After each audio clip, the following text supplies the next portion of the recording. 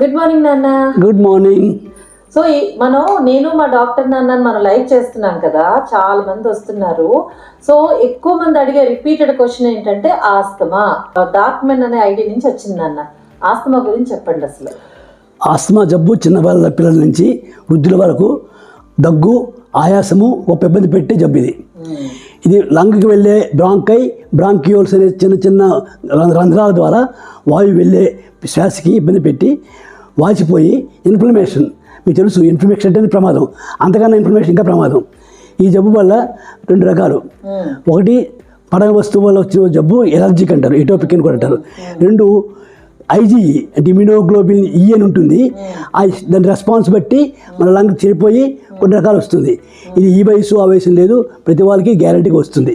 ఇది మెయిన్ కారణం. అందుచేత జాగ్రత్త తీసుకోవడం, దీంతో పాటు ఇమోషన్స్, తినే ఆహారము, పీల్చే గాలి, తినే అన్ని రకాలు కూడా ఇబ్బంది పెడుతుంది కూడా వస్తుంది. జెనెటిక్ ప్రాబ్లం ఉంది, వంశపారంపర్యం ఇంకా తల్లికి తండ్రికి తాతకి రావచ్చు. అది పాసిబిలిటీ 50% ఉంది. తండ్రికి ఉంటే గ్యారంటీ, పిల్లలకి ఇద్దరు పిల్లలు ఒకరు గ్యారంటీ. ఈ రకంగా వచ్చినప్పుడు ఏ వస్తువులు పడవు తెలుసుకోవాలి మీరు. ముఖ్యంగా వీజన్ ఉంటుంది, అంటే పిల్లి కూతురు అంటారు. శ్వాస పీల్చినప్పుడు మామూలుగా కూర్చున్న పిల్లికి వినిపిస్తుంది, అలా వినిపిస్తుంది. ఆయాసంతో పాటు నొప్పి, రకరకాల దగ్గు, కెళ్ళ దగ్గు, పొడి దగ్గు, ఇబ్బంది పెట్టే కూడా ఉంటుంది. ఆకలి ఎక్కువ వేసే దగ్గు ఒక రకము, ఆకలి లేకుండా చేసే రకము.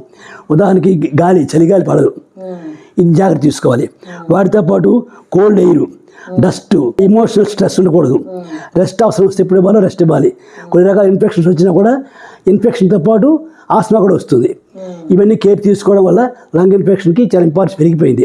ఏ ఆయాసం, దగ్గు ఆయాసం, ఏ ఆస్మాకి హార్ట్ ఆయాసం తెలియదు, అందుకని తీసుకోవాలి. దీన్ని ముఖ్యంగా 3 రకాల మందులు ఇవ్వాలి. ఆ మందుల పేర్లు సోడియం క్రోమాలైట్, బిఎడ్రినర్జిక్, అంటే పూర్వం వాడేవారు ఎడ్రినైన్, ఎఫిడ్రిన్, ఆ టానిక్లు వచ్చాయి. ఇప్పుడు కొత్తగా ఏ రకాలుగా వచ్చాయి. ఏమిటంటే అవి ఇన్హేలేషన్స్ వచ్చాయి. కార్టికోస్టెరాయిడ్ అవాయిడ్ చేశారు. ముక్కు ద్వారా పీల్చే స్ప్రేస్ ఉన్నాయి, మాత్రలు కూడా వాడుతున్నారు. కంపెనీస్ వల్ల ఒక రకరకాల పూర్వం 2 రకాల మందులు ఉండేవి కావు, ఇప్పుడు కొన్ని 100 రకాల మందులు వచ్చాయి. ఎక్కువ అవుతుంది, చాలా ఎక్కువ అవుతుంది, జాగ్రత్త తీసుకోవాలి. సివియర్ అయితే ఆక్సిజన్ కూడా పెట్టాల్సి వస్తుంది. ఆక్సిజన్ కూడా పెట్టి వైద్యం చేయాలి. వీటితో పాటు స్టెబిలైజర్స్ అంటారు. నెబులైజర్స్ అంటే ఇవి కూడా. అందుకే ప్రతిసారి ఆక్సిజోమీటర్ టెస్ట్, పల్స్ ఆక్సిమీటర్ గోరికి పెట్టుకొని మన బీపీ మిషన్ లాగే ప్రతి వారు కూడా పెట్టి చేసుకోవచ్చు. I will be always. లంగ్లో ఈ దగ్గు గురించి, ఆస్మా గురించి, ఏ దగ్గు ఆయాసం దగ్గు, ఏ దగ్గు హార్ట్ జబ్బు తేడా తెలుసుకోవడం ముఖ్యం. ఎవ్రీడే బిట్వీన్ 2 to 5 శ్రీను టీవీలో వచ్చే ప్రోగ్రామ్ నేను మా డాక్టర్ నాన్న లైవ్ వచ్చేసేయండి. బోల్డ్ మాట్లాడేసుకుందాం ఇంకా. థ్యాంక్ యూ నాన్న. Thank you. All the best.